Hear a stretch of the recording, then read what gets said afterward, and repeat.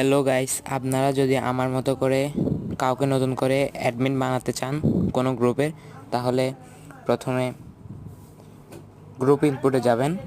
ওইখান থেকে আপনারা যাকে অ্যাডমিন বানাবেন তাকে সিলেক্ট করে নেবেন। কিছুক্ষণ চেপে ধরলে একটা মেক গ্রুপ অ্যাডমিন নামে জিনিস আসবে, ওইখান থেকে আপনারা গ্রুপ অ্যাডমিন বানাবেন। ধন্যবাদ।